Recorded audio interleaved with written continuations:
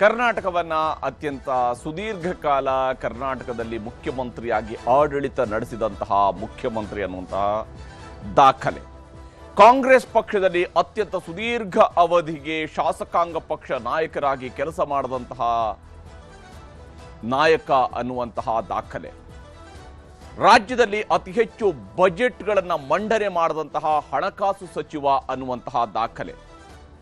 ರಾಜ್ಯದಲ್ಲಿ ಎರಡೆರಡು ಬಾರಿ ಉಪಮುಖ್ಯಮಂತ್ರಿ, ಎರಡೆರಡು ಬಾರಿ ಮುಖ್ಯಮಂತ್ರಿ ಅನ್ನುವಂತಹ ದಾಖಲೆ. ಇಷ್ಟೆಲ್ಲ ದಾಖಲೆಗಳನ್ನು ಹೊಂದಿರುವ ದಾಖಲೆ ರಾಮಯ್ಯ ನಾಳೆಯೇ ರಾಜೀನಾಮೆಯನ್ನು ಕೊಡುವಂಥದ್ದು ನಿಚ್ಚಳವಾಗಿದೆ. ನಾಳೆಯೇ ಸಿದ್ದರಾಮಯ್ಯನವರು ರಾಜೀನಾಮೆಯನ್ನು ಕೊಡ್ತಾ ಇದ್ದಾರೆ. ಆದರೆ ಇದರ ಸುತ್ತಲೂ ನಾನಾ ಲೆಕ್ಕಾಚಾರಗಳು ಇದು ಕೂಡ ಮುಂದುವರಿತಾ ಇದೆ. ವಾರಾಂತ್ಯಕ್ಕೆ ಮುಖ್ಯಮಂತ್ರಿ ಆಗಲಿದ್ದಾರೆ ಡಿ.ಕೆ. ಶಿವಕುಮಾರ್. ಶನಿವಾರದಿಂದಲೇ ಶಿವಕುಮಾರ ಪರ್ವ ಶುರುವಾಗಬಹುದು ಅಥವಾ ಶುಕ್ರವಾರವೂ ಕೂಡ ಶುರುವಾಗಬಹುದು. ಹೊಸ ಲೆಕ್ಕಾಚಾರಗಳು ಅಲ್ಲಿ ಮನೆ ಮಾಡಿದ್ದಾವೆ. ನಾಳೆಯ ಬ್ರೇಕ್ಫಾಸ್ಟ್ ಮೀಟಿಂಗ್ ಬಗ್ಗೆ ಬಹಳ ಕುತೂಹಲ ಇದೆ. ಸುರ್ಜೇವಾಲಾ ಅವರ ಎಂಟ್ರಿ ಆಗಿದೆ ಕರ್ನಾಟಕಕ್ಕೆ, ಅವರು ಬಂದಿದ್ದಾರೆ. ನಾಳೆ ಮುಖ್ಯಮಂತ್ರಿ ಸಿದ್ದರಾಮಯ್ಯನವರು ಮುಖ್ಯಮಂತ್ರಿಯಾಗಿ ಕಡೆಯ ಬ್ರೇಕ್ಫಾಸ್ಟ್ ಮೀಟಿಂಗ್ ಅನ್ನು ತಮ್ಮ ಆಪ್ತ ಸಚಿವರುಗಳಿಗೆ, ತಮ್ಮ ಸಂಪುಟದ ಸಹೋದ್ಯೋಗಿಗಳಿಗೆ ಕೊಡ್ತಾ ಇದ್ದಾರೆ. ಎಲ್ಲ ಸಹೋದ್ಯೋಗಿಗಳನ್ನ ಕರೀತಾ ಇದ್ದಾರೆ ಬೆಳಗ್ಗಿನ ಉಪಹಾರ ಕೂಟಕ್ಕೆ. ಅದಾದ ನಂತರ ಸಿದ್ದರಾಮಯ್ಯನವರ ರಾಜೀನಾಮೆ ಫಿಕ್ಸ್ ಆಗಿದೆ. ಇದು ಈ ಕ್ಷಣದವರೆಗೂ. ಅದು ಸಿದ್ದರಾಮಯ್ಯನವರು ಹೇಳಿದರೆ ನಾಳೆಯೇ ಮಾತಾಡ್ತೀನಿ ಅಂತ ಹೇಳಿದ್ದಾರೆ. ಸಿದ್ದರಾಮಯ್ಯನವರು ಮೌನಕ್ಕೆ ಜಾರಿದ್ದಾರೆ. ಸಿದ್ದರಾಮಯ್ಯನವರ ಮೌನದ ಹಿಂದೆ ಅನೇಕ ರೀತಿಯಾದಂತಹ ಲೆಕ್ಕಾಚಾರಗಳಿರ್ತವೆ. ಯಾಕಂದ್ರೆ ಮುಂದಿನ ನಿರ್ಧಾರಕ್ಕೆ ಮುಂಚಿತವಾಗಿರುವಂತಹ ಮೌನದ ರೀತಿಯಲ್ಲೂ ಕೂಡ ಇದನ್ನ ಅವರ ಆಪ್ತರು ನೋಡ್ತಾ ಇದ್ದಾರೆ. ಹೀಗಾಗಿ ಬಹಳ ಸಸ್ಪೆನ್ಸ್ ಇದ್ದೇ ಇದೆ.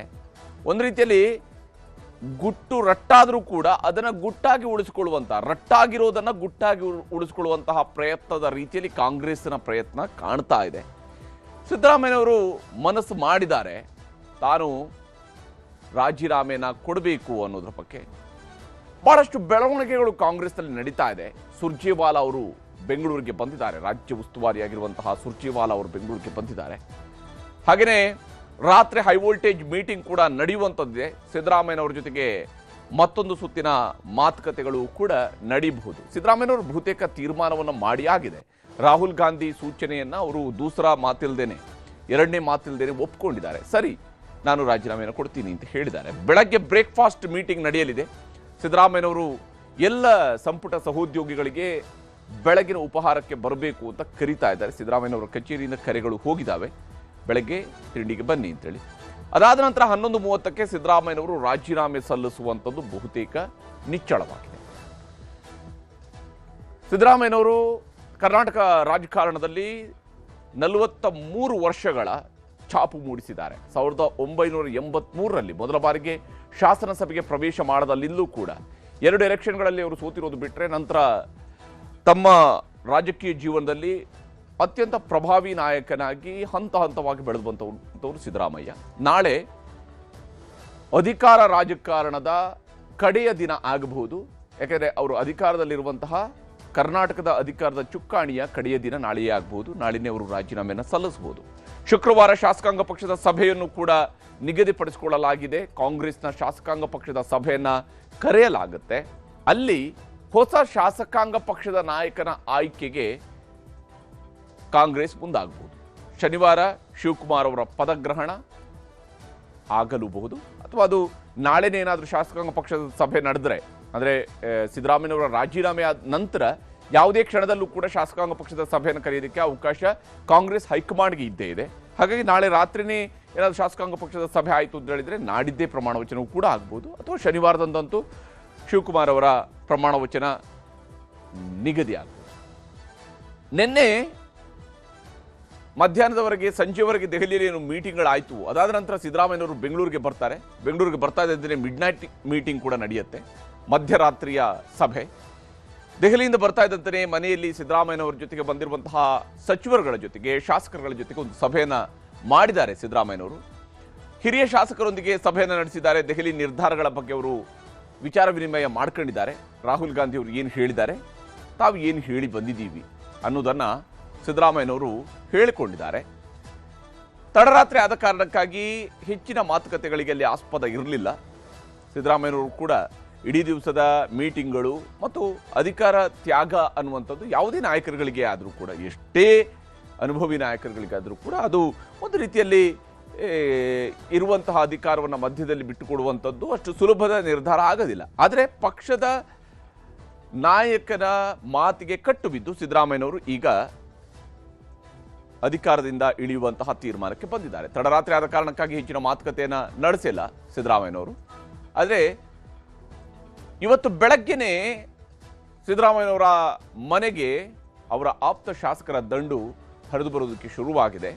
ಸಿದ್ದರಾಮಯ್ಯನವರ ಜೊತೆಗೆ ಮಾತುಕತೆಯನ್ನು ನಡೆಸೋದಕ್ಕೆ ಸಿದ್ದರಾಮಯ್ಯನವರ ಮನವೊಲಿಸುವ ಪ್ರಯತ್ನ, ಆಪ್ತ ಸಚಿವರು ಶಾಸಕರಿಂದ ಸರಣಿ ಸಭೆಗಳು ಸಿದ್ದರಾಮಯ್ಯನವರ ಮನೆಯಲ್ಲಿ ನಡೆದಿದ್ದಾವೆ. ಕೆಲವು ಸಭೆಗಳಲ್ಲಿ ಅಂದರೆ ಕೆಲವು ಸಂದರ್ಭಗಳಲ್ಲಿ ಸಿದ್ದರಾಮಯ್ಯನವರ ಸಮ್ಮುಖದಲ್ಲಿ ನಡೆದಿದ್ದಾವೆ. ಕೆಲವರು ಅಲ್ಲಿ ಬಂದು ಕೂಡುತ್ತಿದ್ದಾಗ ಸಿದ್ದರಾಮಯ್ಯನವರು ಇಲ್ಲದೆ ಇದ್ದಾಗಲೂ ಕೂಡ ಕೂತ್ಕೊಂಡು ಮಾತಾಡ್ತಾ ಇರ್ತಾರೆ. ಆ ರೀತಿಯಾಗಿ ಸಭೆಗಳು ನಡೆದಿದ್ದಾವೆ. ಹೈಕಮಾಂಡ್ ಮಟ್ಟದ ಚರ್ಚೆ, ತಮ್ಮ ನಿರ್ಧಾರಗಳ ವಿವರಣೆಯನ್ನು ಸಿದ್ದರಾಮಯ್ಯನವರು ತಮ್ಮ ಆಪ್ತ ಸಚಿವರು ಶಾಸಕರುಗಳಿಗೆ ಹೇಳಿ ಆಗಿದೆ. ಅಂದರೆ ನಾನು ಈ ನಿರ್ಧಾರಕ್ಕೆ ಬಂದಿದ್ದೀನಿ, ರಾಹುಲ್ ಗಾಂಧಿ ಅವರು ಹೀಗೆ ಹೇಳಿದ್ದಾರೆ ಅನ್ನುವಂಥದ್ದಕ್ಕೆ ಸಿದ್ದರಾಮಯ್ಯನವರು ಮಾತನಾಡ್ತಾ ಇದ್ದಾರೆ. ಸ್ವಲ್ಪ ಕಾಲಾವಕಾಶವನ್ನು ತಗೊಳ್ಳುವಂತೆ ಸಿಎಂಗೆ ಆಪ್ತರು ಮನವಿಯನ್ನು ಮಾಡ್ಕೊಂಡಿದ್ದಾರೆ. ನೀವು ತತ್ಕ್ಷಣಕ್ಕೆ ರಾಜೀನಾಮೆ ಕೊಡಬೇಡಿ, ಸ್ವಲ್ಪ ಸಮಯಾವಕಾಶ ತಗೊಳ್ಳಿ. ಅರ್ಜೆಂಟಾಗಿ ಹೇಗಿದ್ರೂ ನಮ್ಮದೇ ಸರ್ಕಾರ, ನಮ್ಮವರೇ ಮುಖ್ಯಮಂತ್ರಿ ಆಗೋದು, ತೀರಾ ಅರ್ಜೆಂಟಲ್ಲಿ ನಾಳೆನೇ ರಾಜೀನಾಮೆ ಕೊಡಬೇಕಾದ ಅವಶ್ಯಕತೆ ಇಲ್ಲ. ಒಂದು ವಾರ 10 ದಿವಸಗಳಷ್ಟಾದರೂ ಸಮಯಾವಕಾಶ ತಗೊಳ್ಳಿ, ನಂತರ ಕೊಡಿ ಅನ್ನುವಂಥ ರೀತಿಯಲ್ಲಿ ಮನವಿಯನ್ನು ಮಾಡ್ಕೊಂಡಿದ್ದಾರೆ. ಸಿಎಂ ರಾಜೀನಾಮೆ ನೀಡಿದರೆ ಹೊಸ ಸಂಪುಟದ ರಚನೆ ಆಗಲೇಬೇಕು. ಯಾಕೆಂದರೆ ಮುಖ್ಯಮಂತ್ರಿಯವರ ರಾಜೀನಾಮೆಯೊಂದಿಗೆ ಎಲ್ಲ ಮಂತ್ರಿಗಳ ಅಧಿಕಾರವೂ ಕೂಡ ಮುಕ್ತಾಯ ಆಗುತ್ತೆ. ಹೊಸ ಮುಖ್ಯಮಂತ್ರಿಯ ಅಧಿಕಾರ ಗ್ರಹಣದ ಜೊತೆಗೆ ಹೊಸ ಸಂಪುಟ ಅಸ್ತಿತ್ವಕ್ಕೆ ಬರುತ್ತೆ. ಹೀಗಾಗಿ ಅಲ್ಲಿವರೆಗೂ ಇಲಾಖೆಗಳ ಕೆಲಸಗಳು ಆಗುವುದಿಲ್ಲ ಅನ್ನುವಂತಹ ಚಿಂತೆ. ಆದರೆ ಇವೆಲ್ಲವೂ ಕೂಡ 1-2 ದಿವಸಗಳ ವಿಚಾರ ಅಷ್ಟೇ. ಯಾಕೆಂದರೆ ಬಹಳ ಪ್ರೊಲಾಂಗ್ ಆಗೋದಿಲ್ಲ. ಇಲ್ಲಿ ಸಿದ್ದರಾಮಯ್ಯನವರು ನಾಳೆ ರಾಜೀನಾಮೆ ಕೊಟ್ಟರೆ ನಾಡಿದ್ದೇ ಶಿವಕುಮಾರ್ ಅವರು ಅಧಿಕಾರ ಸ್ವೀಕರಿಸೋದಕ್ಕೂ ಕೂಡ ರೆಡಿ ಇದ್ದಾರೆ. ಅವರು ಕೂಡ ಪ್ರಮಾಣ ವಚನವನ್ನು ಸ್ವೀಕರಿಸಬಹುದು. ಯಾಕೆಂದರೆ ಮುಖ್ಯಮಂತ್ರಿ ಆಯ್ಕೆ ಪ್ರಕ್ರಿಯೆ ಎಲ್ಲವೂ ಕೂಡ ಬಹುತೇಕ ಅಂತಿಮ ಆದಂತೆ ಕಾಣ್ತಾ ಇದೆ. ಇನ್ನೆಲ್ಲವೂ ಕೂಡ ಔಪಚಾರಿಕವಾಗಿರತಕ್ಕಂತಹ ತೀರ್ಮಾನಗಳಷ್ಟೇ ಬಾಕಿ ಉಳಿದಿರುವಂಥದ್ದು. ಅಲ್ಲಿವರೆಗೂ ಇಲಾಖೆಗಳ ಕೆಲಸಗಳು ಆಗುವುದಿಲ್ಲ ಅನ್ನುವಂತಹ ಚಿಂತೆಯನ್ನು ಸಚಿವರುಗಳು, ವಿಶೇಷವಾಗಿ ಸಚಿವರುಗಳು ವ್ಯಕ್ತಪಡಿಸ್ತಾ ಇರುವಂಥದ್ದು. ಯಾಕಂದರೆ ಅವ್ರಿಗೆ ಅವರದೇ ಸ್ಥಾನಗಳು ಕೂಡ ಹೊರಟು ಹೋಗುತ್ತೆ. ಕೇವಲ ಇದು ಮುಖ್ಯಮಂತ್ರಿ ಒಬ್ಬರ ಸ್ಥಾನ ಅಲ್ಲ ಹೊರಟು ಹೋಗೋದು, ಮಂತ್ರಿಗಳಿಗೆ ಅವರೆಲ್ಲರ ಸ್ಥಾನವೂ ಕೂಡ ಹೊರಟು ಹೋಗ್ತಾ ಇರೋದ್ರಿಂದಾಗಿ ಹೊಸದಾಗಿ ಮಂತ್ರಿಮಂಡಲ ಯಾವ ರೀತಿಯಾಗಿ ರಚನೆ ಆಗುತ್ತಪ್ಪ ಅನ್ನುವಂತಹ ಚಿಂತೆ ಮುಖ್ಯಮಂತ್ರಿಯವರಿಗಿಂತ ಜಾಸ್ತಿ ಯಾರಿಗಾದ್ರೂ ಚಿಂತೆ ಇದ್ದರೆ ಅದು ಅವರ ಸಂಪುಟದ ಸಹೋದ್ಯೋಗಿಗಳಿಗೆ.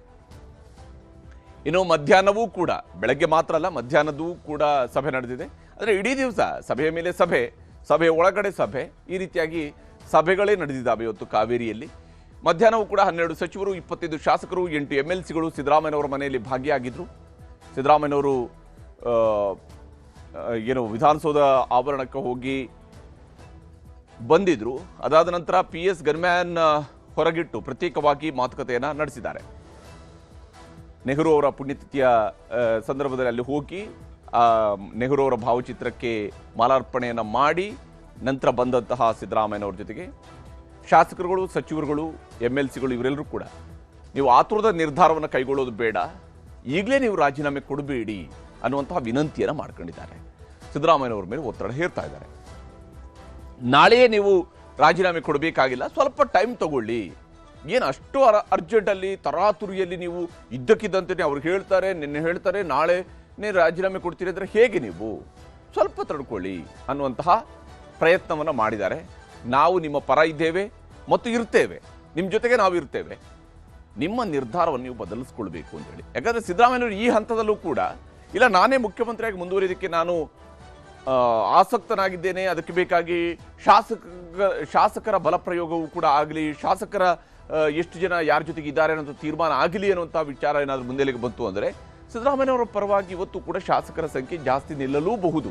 ಅದು ಅವರ ಆಪ್ತರ ಇರುವಂತಹ ವಿಶ್ವಾಸ. ಆದರೆ ಸಿದ್ದರಾಮಯ್ಯನವರು ಕೂಡ ಖುದ್ದಾಗಿ ಶಿವಕುಮಾರ್ ಅವ್ರಿಗೂ ಒಂದು ಅವಕಾಶ ಸಿಗುವಂತಹ ಹಿನ್ನೆಲೆಯಲ್ಲಿ ಇರಬಹುದು.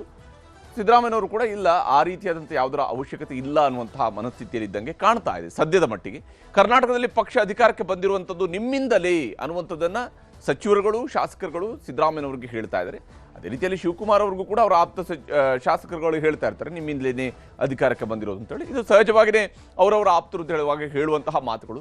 ನೀವು ರಾಜೀನಾಮೆ ಕೊಡಬೇಡಿ, ಪೂರ್ಣ 5 ವರ್ಷ ನೀವೇ ಇರಬೇಕು ಅಂತ ಹೇಳಿ ಒತ್ತಡವನ್ನು ಹೇರುವಂಥ ಮತ್ತು ಒತ್ತಾಯವನ್ನು ಮಾಡುವಂತಹ ಕೆಲಸವನ್ನು ಕಾಂಗ್ರೆಸ್ನ ಕೆಲ ಶಾಸಕರು ಮತ್ತು ಸಚಿವರುಗಳು ಮಾಡಿದ್ದಾರೆ. ಹತ್ರ 25 ಶಾಸಕರುಗಳಲ್ಲಿ ಇದ್ರು 30ಕ್ಕೂ ಹೆಚ್ಚು ಜನ ಶಾಸಕರು ಮಂತ್ರಿಗಳನ್ನೆಲ್ಲರೂ ಕೂಡ ಕನ್ಸಿಡರ್ ಮಾಡಿದಾಗ ರಾಹುಲ್ ಸಭೆಯಲ್ಲಿ ನೀವು ಯಾಕೆ ಒಪ್ಕೊಂಡು ಬಂದಿದ್ದೀರಿ ಅನ್ನುವಂತಹ ಪ್ರಶ್ನೆಯನ್ನು ಕೂಡ ಇವರು ಕೇಳ್ತಾ ಇದ್ದಾರೆ ಸಿದ್ದರಾಮಯ್ಯನವ್ರಿಗೆ. ಓಕೆ, ರಾಹುಲ್ ಗಾಂಧಿ ಅವರು ಹೇಳಿದ್ದಾರೆ ನಿಜ, ಆದರೆ ನೀವು ಯಾಕೆ ಒಪ್ಕೊಂಡು ಬಂದ್ರಿ? ನೀವು ಕೂಡ ಸೀನಿಯರ್ ಲೀಡರ್ ಇದ್ದೀರಿ, ನಿಮ್ಮಿಂದಾಗಿ ಪಕ್ಷ ಅಧಿಕಾರಕ್ಕೆ ಬಂದಿದೆ, ನೀವು ಹೆಂಗೆ ಒಪ್ಕೊಳ್ತೀರಿ ಅನ್ನುವಂತಹ ಮಾತನ್ನು ಸಿದ್ದರಾಮಯ್ಯನವ್ರಿಗೆ ಕೇಳಿಕೊಂಡಿದ್ದಾರೆ.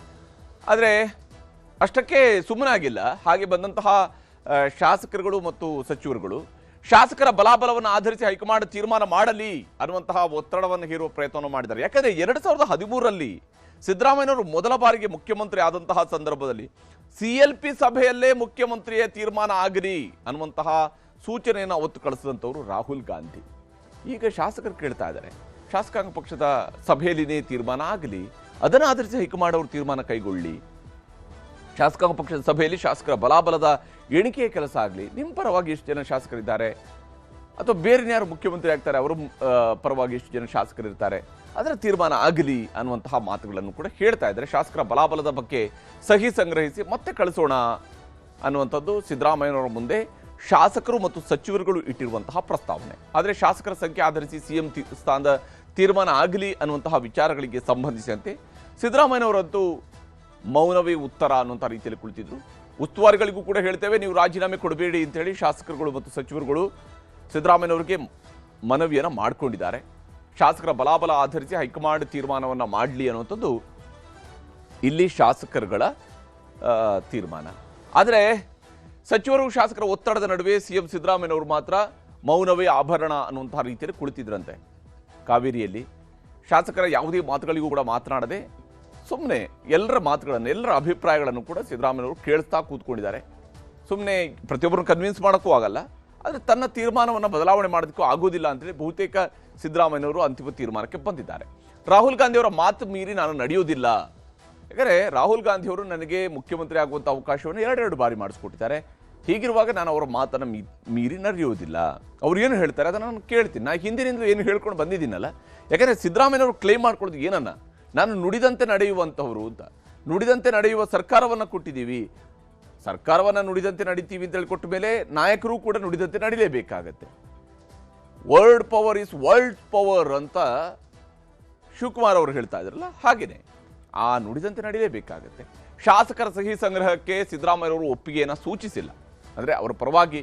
ಯಾಕೆಂದರೆ ಸಿದ್ದರಾಮಯ್ಯನವರಿಗೆ ಅವರ ಅನುಭವದಿಂದ ಭಾಳ ಚೆನ್ನಾಗಿ ಗೊತ್ತಿದೆ. 1996ರಲ್ಲೂ ಕೂಡ ಇದೇ ರೀತಿಯಾಗಿ ಸಹಿ ಸಂಗ್ರಹಗಳೆಲ್ಲ ಆದಮೇಲೂ ಕೂಡ ಏನಾಯಿತು ಅನ್ನೋದು ಸಿದ್ದರಾಮಯ್ಯನವ್ರಿಗೆ ಗೊತ್ತಿರುವಂಥದ್ದೇ.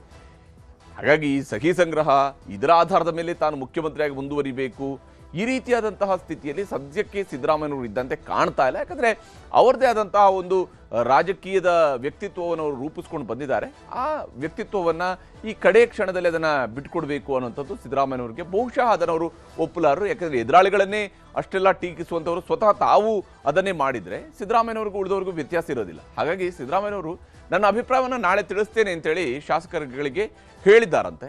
ನನ್ನ ಅಭಿಪ್ರಾಯಗಳನ್ನು ನಾನು ನಾಳೆ ತಿಳಿಸ್ತೀನಿ, ಯಾರು ಕೂಡ ಚಿಂತೆ ಮಾಡಬೇಡಿ ಅಂತ.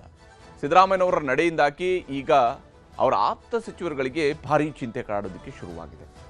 ಯಾಕಂದರೆ ಅವರೆಲ್ಲರೂ ಕೂಡ ಸಿದ್ದರಾಮಯ್ಯನವ್ರನ್ನ ನೆಚ್ಚಿಕೊಂಡಿದ್ರು, ಸಿದ್ದರಾಮಯ್ಯನವರು ಮುಂದುವರಿತಾರೆ ಅನ್ನೋ ವಿಶ್ವಾಸದಲ್ಲಿದ್ದರು. ಈಗ ಸಿದ್ದರಾಮಯ್ಯನವರೇ ಮುಖ್ಯಮಂತ್ರಿ ಸ್ಥಾನದಿಂದ ಇಳಿತಾರೆ ಅಂತ ಹೇಳಿದರೆ ಇವರೆಲ್ಲರ ಸ್ಥಾನಗಳು ಕೂಡ ಇಳಿದು ಹೋಗ್ತವೆ. ಸಿದ್ದರಾಮಯ್ಯನವರ ರಾಜೀನಾಮೆಯೊಂದಿಗೆ ಇಡೀ ಸಂಪುಟವೂ ಕೂಡ ಮುಗಿದು ಹೋಯಿತು. ಅವರೇನು ಪ್ರತ್ಯೇಕವಾಗಿ ರಾಜೀನಾಮೆ ಕೊಡಬೇಕಾಗಿಲ್ಲ.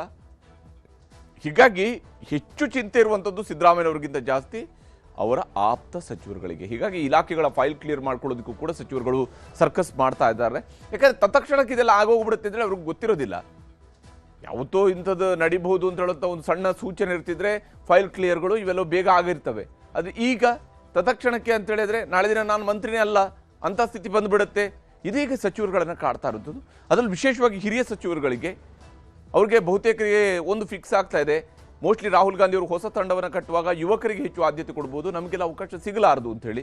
ಹಾಗಾಗಿ ಅವರೆಲ್ಲರೂ ಕೂಡ ಚಿಂತೆಗೆ ಒಳಗಾಗಿದ್ದಾರೆ. ಇಲಾಖೆಗಳ ಫೈಲ್ ಕ್ಲಿಯರ್ಗೆ ಮಾಡೋದಕ್ಕೆ ಮುಂದಾಗಿದ್ದಾರೆ. ಈ ವಿಚಾರದಲ್ಲಿ ಹಿರಿಯ ಸಚಿವರು ಮತ್ತು ಹಿರಿಯ ಶಾಸಕರುಗಳಿಗೆ ಏನು ಹೇಳ್ತಿದ್ದಾರೆ ಅನ್ನೋದು ನಿಮ್ಗೆ ತೋರಿಸ್ತೀನಿ. ಸನ್ಮಾನ್ಯ ಮುಖ್ಯಮಂತ್ರಿಗಳನ್ನ ನಾವು ಇವತ್ತು ಭೇಟಿಯಾಗೋದಕ್ಕೆ ಬಂದಿದ್ವಿ. ಪತ್ರಿಕೆಯಲ್ಲಿ ಇವತ್ತು ಮುಂಜಾನೆ ಬಂದಿರತಕ್ಕಂಥ ಸುದ್ದಿ, ಎಲೆಕ್ಟ್ರಾನಿಕ್ ಮೀಡಿಯಾದಲ್ಲಿ ಬಂದಿರುವಂಥ ಸುದ್ದಿ ಎಲ್ಲ ಹಿನ್ನೆಲೆ ಒಳಗೆ ಸಹಜವಾಗಿ ನಮಗೂ ಒಂದು ರೀತಿ ಕಳವಳ ಇರ್ತದೆ. ಅದ್ರ ಬಗ್ಗೆ ಮಾತಾಡೋದಕ್ಕಂತೇಳಿ ಮಾನ್ಯ ಮುಖ್ಯಮಂತ್ರಿಗಳ ಹತ್ರ ಬಂದಿದ್ವಿ. ನಮ್ಮ ಕಳಕಳಿಯನ್ನು, ನಮ್ಮ ಕನ್ಸರ್ನನ್ನು ನಾವು ವ್ಯಕ್ತ ಮಾಡಿದ್ವಿ. ಮುಖ್ಯಮಂತ್ರಿಗಳು ಸೈಲೆಂಟ್ ಆಗಿದ್ದರು. ಈ ಮೇಂಟೈನ್ಡ್ ಸೈಲೆನ್ಸ್. ನಾ ಹೇಳಿದೆ ಯಾಕಪ್ಪ ಅಂತ, ಇಲ್ಪ ಬೆಂಗಳೂರು ಡೆಲ್ಲಿಲಿ ಎಲ್ಲ ಡಿಸ್ಕಷನ್ ಆಗಿದೆ ಅಂತ ಅಷ್ಟು ಹೇಳಿದರು. ಸಿಎಂ ಮುಂದುವರಿತಾರೆ ಅಂತ ವಿಶ್ವಾಸ ಇದೆಯಾ ಸರ್? ಸರ್, ಕೆಲ ಸಚಿವರುಗಳು ಹೇಳ್ತಾ ಇದ್ದಾರೆ ಬದಲಾವಣೆ ಆಗಲ್ಲ, ಇರ್ತಾರೆ ಸಿದ್ದರಾಮಯ್ಯ ಅಂತ. ಎಂ.ಬಿ. ಪಾಟೀಲ್ ಅದು ಕರೆಕ್ಟ್. ನಾನು ಹೇಳಿದೆ ಅವ್ರು ಕಂಟಿನ್ಯೂ ಆಗ್ಬೇಕಂತ. ಅವ್ರು ಆಗ್ಬೇಕಲ್ಲ, ನಮ್ಗೇನು ಗೊತ್ತು, ಅವ್ರು ಆಗ್ಬೇಕಲ್ಲ. ನಿಮ್ಗೆ ಶಾಕಿಂಗ್ ನ್ಯೂಸ್ ಸರ್ ಇದು? ಶಾಕ್ ಏನಿಲ್ಲ, ಶಾಕ್ ಐತೇನೆ. ನನಗೆ ಶಾಕ್ ಆಗಿ ಆಗ್ಬೇಕು. ನಾನು ರಾಜಕಾರಣದಲ್ಲಿ 50 ವರ್ಷದಿಂದ ಇದ್ದೇನೆ, ಇದೆಲ್ಲ ನೋಡ್ತಾ ಬಂದಿದ್ದೇನೆ ನಾನು, ಗೊತ್ತಲ್ಲ. ಡಿ.ಕೆ. ಶಿವಕುಮಾರ್ ಕ್ಯಾಬಿನೆಟ್ ಅಲ್ಲಿ ಆರ್.ವಿ. ದೇಶಪಾಂಡೆ ಮಂತ್ರಿ ಆಗ್ತಾರೆ ಸರ್? ನನಗೇನು ಗೊತ್ತಿಲ್ಲರಿಪ್ಪ. D K. Shivakumar if is chosen chief minister, ಅವ್ರ ಟೀಮು ಅವ್ರು ಡಿಸೈಡ್ ಮಾಡ್ಬೇಕಲ್ಲ. ನೀವು ಕೂಡ ನೀವು ಹಿರಿಯರಿದ್ದೀರಲ್ಲ ಸರ್, ನೀವು ಹಿರಿಯರಿದ್ದೀರಲ್ಲ ಸರ್, ಆಸೆ ಇಲ್ವಾ ಸರ್? ಅಲ್ಟಿಮೇಟ್ಲಿ ಎಲ್ಲರೂ ಇಂಪಾರ್ಟೆಂಟೇ. ಅಲ್ಟಿಮೇಟ್ಲಿ ನಮ್ಮ ಹೈಕಮಾಂಡ್ ಏನು ಡಿಸೈಡ್ ಮಾಡ್ತಿದೆ ಅದಕ್ಕೆ ನಾವು ರೆಸ್ಪೆಕ್ಟ್ ಮಾಡ್ತೇವೆ, ಅದಕ್ಕೆ ನಾವು ಗೌರವ ಕೊಡ್ತೇವೆ. ಸಿಎಂ ಈಗ ಬೇಜಾರಾಗಿದ್ದಾರೆ ಸರ್ ಏನಾದ್ರು? ಬೇಜಾರಾಗಿದೆ. ಏನು ಬೇಜಾರಾಗಿದೆ? ನಾಳೆ ಮಾತಾಡ್ತೀನಿ ಅಂತ ಹೇಳಿದಾರೆ ಸರ್. ಹೈಕಮಾಂಡ್ ಏನೇ ಇದ್ರು ಕೂಡ ನಾಳೆ ಬ್ರೇಕ್ಫಾಸ್ಟ್ ಕರೆದಿದ್ದಾರೆ. ನಿಮ್ಮನ್ನು ಕರೆದಿದ್ದಾರೆ ಸರ್? ನಿಮ್ ನನ್ನ ಕರೆದಿಲ್ಲ, ಮಿನಿಸ್ಟರ್ಸ್ ಕರೆದರು. ಹೀಗೆ ನನ್ನನ್ನು ಕರೆದಿಲ್ಲ, ಸಚಿವರುಗಳನ್ನು ಮಾತ್ರ ಕರೆದಿದ್ದಾರೆ ಅಂತ ಹೇಳಿ ದೇಶಪಾಂಡೆ ಅವರು ಕೂಡ ಹೇಳಿದ್ದಾರೆ. ಸಚಿವರುಗಳನ್ನು ಕರೆದಿದ್ದಾರೆ. ಇಲ್ಲಿ ಸ್ಥಾನ ಬಿಡೋದಕ್ಕೆ ಒಂದಿಷ್ಟು ಷರತ್ತುಗಳನ್ನು ಕೂಡ ಹಾಕಿದ್ದಾರೆ ಅಂತ ಹೇಳಲಾಗ್ತಾ ಇದೆ. ಶಿವಕುಮಾರ್ ಅವರ ಸಂಪುಟದಲ್ಲಿ 3 DCMಗಳು ಬೇಕು ಅನ್ನುವಂತಹ ನಿಟ್ಟಿನಲ್ಲೂ ಕೂಡ ಷರತ್ತುಗಳು ಬಂದಿದ್ದಾವೆ ಅಂತೇಳಿ, ಸಮುದಾಯವಾರು DCMಗಳ ನೇಮಕ ಆಗಬಹುದು ಅನ್ನೋದ್ರ ಬಗ್ಗೆ ಕೂಡ ಲೆಕ್ಕಾಚಾರಗಳು ಕಾಂಗ್ರೆಸ್ನ ಒಳಗಡೆ ನಡೀತಾ ಇದೆ. ಸಿದ್ದರಾಮಯ್ಯನವರು ಹೇಳಿರುವಂತಹ 20ಕ್ಕೂ ಹೆಚ್ಚು ಮಂದಿಗೆ ಮಂತ್ರಿ ಸ್ಥಾನವೂ ಕೂಡ ಸಿಗಬಹುದು. ಯಾಕಂದರೆ ಸಂಪುಟ ಅಂತಿಮವಾಗಿ ಎಲ್ಲರೂ ಜೊತೆ ಸೇರಿ ತೀರ್ಮಾನವನ್ನು ಕೈಗೊಳ್ಳುತ್ತಾರೆ. ಅದು ಮುಖ್ಯಮಂತ್ರಿಯ ಪರಮಾಧಿಕಾರ ಅನ್ನುವಂಥದ್ದು ಹೇಳಿಕೆಗೆ ಇರುತ್ತೆ ಅಷ್ಟೇ ಹೊರತು, ವಾಸ್ತವದ ರಾಜಕಾರಣದಲ್ಲಿ ಮುಖ್ಯಮಂತ್ರಿಯವರ ಪರಮಾಧಿಕಾರ ಆಗಿದ್ರೂ ಕೂಡ ಎಲ್ಲರ ಜೊತೆಗೆ ಚರ್ಚಿಸಿನೇ ಮುಖ್ಯಮಂತ್ರಿಯವರು ತೀರ್ಮಾನವನ್ನು ಕೈಗೊಳ್ಳೋದಕ್ಕೆ ಇರುತ್ತೆ. ಅಂತಿಮ ಲೆಟರ್ ಕಳಿಸೋದು ಮಾತ್ರ ಮುಖ್ಯಮಂತ್ರಿಯವರ ಹೆಸರಿನಲ್ಲಿ ಆಗಿರೋದ್ರಿಂದಾಗಿ ಅದು ಮುಖ್ಯಮಂತ್ರಿಗಳ ಪರಮಾಧಿಕಾರ ಆಗುತ್ತೆ. ಶಿವಕುಮಾರ್ ಅವರು ಸಿಎಂ ಆದರೆ ಸತೀಶ್ ಜಾರಕಿಹೊಳಿ ಅವರು ಕೆಪಿಸಿಸಿಯ ಅಧ್ಯಕ್ಷರಾಗಬಹುದು. ಬಹುತೇಕ ಇದಂತೂ ಫಿಕ್ಸ್ ಆಗುತ್ತೆ. ಯಾಕಂದರೆ ಶಿವಕುಮಾರ್ ಅವರು ಮುಖ್ಯಮಂತ್ರಿ ಆಗ್ತಾ ಇದ್ದರೆ ಸತೀಶ್ ಅವರು ಕೆಪಿಸಿಸಿ ಅಧ್ಯಕ್ಷ ಸ್ಥಾನಕ್ಕೆ ಬರಬಹುದು. ಆದರೆ ಅವರು ಸಚಿವ ಸ್ಥಾನದ ಜೊತೆಗೇ ಕೆಪಿಸಿಸಿ ಅಧ್ಯಕ್ಷತೆಯನ್ನು ಬಯಸ್ತಾ ಇದ್ದಾರೆ. ಯಾಕಂದರೆ ಶಿವಕುಮಾರ್ ಅವರು 3 ವರ್ಷದ ನಿಭಾಯಿಸಿರುವಾಗ ನಾನು 2 ವರ್ಷ ಹಾಗೆಯೇ ನಿಭಾಯಿಸಬಲ್ಲೆ, ಮುಂದಿನ ಚುನಾವಣೆಗೂ ಕೂಡ ತಯಾರಿ ಮಾಡಿಸ್ಕೊಳ್ಬಲ್ಲೆ ಅನ್ನುವಂಥದ್ದು ಸತೀಶ್ ಜಾರಕಿಹೊಳಿ ಅವರಿಗಿರುವಂತಹ ವಿಶ್ವಾಸ. ಈ ವಿಚಾರದಲ್ಲಿ ಸಿದ್ದರಾಮಯ್ಯನವರು ಮಾತಾಡಿಸಿದಾಗ ಅವರು ಏನು ಹೇಳಿದ್ದಾರೆ ಅನ್ನೋದನ್ನು ನಿಮ್ಗೆ ತೋರಿಸ್ತೀನಿ. ಎಲ್ಲಿಗೆ ಹೋಗಿದ್ರಿ ಸರ್? ಹೈಕಮಾಂಡ್ ಜೊತೆಲಿ ಏನಾದ್ರು ಚರ್ಚೆ ಆಯ್ತಾ? ಹೇಗೆ ಏನ್ ತೀರ್ಮಾನ? ನಾಳೆ ಮಾತಾಡ್ತೀವಿ. ಸಾಕಷ್ಟು ನಾಳೆ ಎಷ್ಟೊತ್ತಿಗೆ ಸರ್? ನಾಳೆ ಹೈಕಮಾಂಡ್ ಜೊತೆಲಿ ಏನಾದ್ರು ಚರ್ಚೆ ಆಯ್ತಾ? ಹೇಗೆ ಏನ್ ತೀರ್ಮಾನ? ನಾಳೆ ಮಾತಾಡ್ತೀವಿ. ಸಾಕಷ್ಟು ನಾಳೆ ಎಷ್ಟೊತ್ತಿಗೆ ಸರ್? ನಾಳೆ ಆದರೆ ಇಲ್ಲಿ ಇದೆಲ್ಲವೂ ಕೂಡ ನಾಳೆ ಮಾತಾಡ್ತೀನಿ ಅಂತ ಹೇಳ್ತಾ ಇರುವಾಗಲೇ ಜಾತಿ ಗಣತಿ ಅನ್ನುವಂಥದ್ದು ಸಿದ್ದರಾಮಯ್ಯನವರ ಬಹಳ ಆಕಾಂಕ್ಷೆಯ, ಬಹಳ ಆಸೆಯ, ಬಹಳ ನಿರೀಕ್ಷೆಯ ಕೂಸು ಅದು. ಆದರೆ ಈಗ ರಾಜೀನಾಮೆಗೂ ಮುಂಚಿತವಾಗಿ ಜಾತಿ ದಾಳವನ್ನು ಸಿದ್ದರಾಮಯ್ಯನವರು ಉರುಳಿಸ್ತಾರ ಅನ್ನುವಂಥ ಒಂದು ಅನುಮಾನ ಇದ್ದೇ ಇದೆ. ಯಾಕಂದರೆ ಇವತ್ತೇನೆ ಜಾತಿ ಜನಗಣತಿಯ ಸಮೀಕ್ಷಾ ವರದಿಯನ್ನು ಅಂತಿಮಗೊಳಿಸಿದೆ ಹಿಂದುಳಿದ ವರ್ಗಗಳ ಆಯೋಗ. ಹಿಂದುಳಿದ ವರ್ಗಗಳ ಆಯೋಗ ಈಗಾಗಲೇ ಅಂತಿಮಗೊಳಿಸಿದ ವರದಿ ಪ್ರಿಂಟ್ ಮಾಡ್ತಾ ಇದ್ದು ಕೆಲ ಹೊತ್ತಿನಲ್ಲೇ ಸರ್ಕಾರದ ಮುಖ್ಯ ಕಾರ್ಯದರ್ಶಿಯವರಿಗೆ ಆ ಒಂದು ವರದಿಯ ಸಲ್ಲಿಕೆ ಆಗಬಹುದು. ಅಂದರೆ ಸಿದ್ದರಾಮಯ್ಯನವರ ಆಡಳಿತದ ಅವಧಿಯಲ್ಲಿನೇ ಇದು ಸಲ್ಲಿಕೆ ಆದಂಗೆ ಆಗಬೇಕು ಅಂತ ಹೇಳುವಂಥದ್ದು ಲೆಕ್ಕಾಚಾರದಂತೆ ಕಾಣ್ತಾ ಇದೆ. ನೋಡಿ, ಹಿಂದೆಯೂ ಕೂಡ ಸಿದ್ದರಾಮಯ್ಯನವರ ಅವಧಿಯಲ್ಲಿ ಇದರ ಸಲ್ಲಿಕೆ ಆಗುವಂತಹ ಪ್ರಯತ್ನಗಳನ್ನು ನಡೆಸ್ತಾರೆ, ಆದರೆ ಅವತ್ತು ಆಗದೇ ಇಲ್ಲ.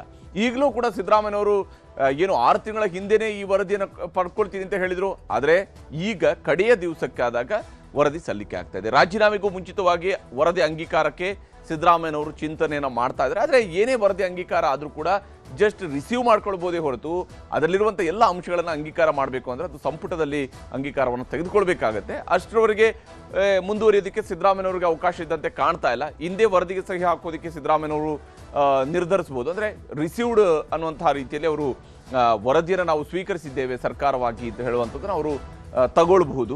ಸಿದ್ದರಾಮಯ್ಯನವರು ಆ ನಿರ್ಧಾರಗಳನ್ನು ಮಾಡ್ಕೊಳ್ಬೋದು. ಆ ಮೂಲಕ ಒಂದು ಮುಂದಕ್ಕೆ ಅವಕಾಶಗಳು ಬರ್ತವೆ. ಯಾಕಂದರೆ ರಾಜಕೀಯದಲ್ಲಿ ತನಗೆ ಮಾತ್ರನೇ ಅವಕಾಶ ಅಲ್ಲ, ತನ್ನ ಬೆಂಬಲಿಗರಿಗೂ ಸಿಗಬಹುದಾದಂಥ ಅವಕಾಶಗಳ ಬಗ್ಗೆ ಕೂಡ ಸಿದ್ದರಾಮಯ್ಯನವರು ಯೋಚನೆಯನ್ನು ಮಾಡಬಹುದು. ಹೀಗಾಗಿ ಈ ಜಾತಿ ದಾಳ ಹೇಗೆ ಉರುಳುತ್ತೆ ಅನ್ನೋಂಥದ್ದನ್ನು ನೋಡಬೇಕು, ಕುತೂಹಲದಿಂದ ನೋಡಬೇಕು. 5 ಗಂಟೆಗೆ ಬಹುತೇಕ ಈ ವರದಿ ಸಲ್ಲಿಕೆ ಆಗುವಂಥದ್ದು ಇದೆ, ಇವತ್ತೇನೆ ಸಲ್ಲಿಕೆ ಆಗುವಂಥದ್ದು ಇದೆ. ಇವೆಲ್ಲ ನಡೀತಿರುವಾಗ ಆದರೆ ವರದಿಯ ಬಗ್ಗೆ ಮಧುಸೂದನ್ ನಾಯ್ಕ ಅವರು ಏನು ಹೇಳಿದ್ದಾರೆ ಅನ್ನೋದನ್ನು ಅವತ್ತಕ್ಕೆ ಸಭೆ ಇಟ್ಕೊಂಡಿದ್ದು ನಮ್ಮ ಕೆಲವು ಮೆಂಬರ್ಸ್ಗೆ ಅನಾನುಕೂಲತೆ ಇದ್ದಿದ್ರಿಂದ ಇವತ್ತೇ ಮಾಡಿ ಅಂತ ಹೇಳಿ ರಿಕ್ವೆಸ್ಟ್ ಬಂದಿದ್ದಕ್ಕೆ ನಾವು ಇವತ್ತು ಕರೆದಿದ್ದೀವಿ. ಅದೇನು ಸಡನ್ ಆಗಿ ಮುಂದೆ ಹಾಕೊಂಡಿರೋದಲ್ಲ. ಅದಕ್ಕೆ ಏನು ಅವರಿಂದ ನಮ್ಗೆ ಯಾವ ಕಮ್ಯುನಿಕೇಶನ್ ಬಂದಿಲ್ಲ. ಇದು ಆಯೋಗ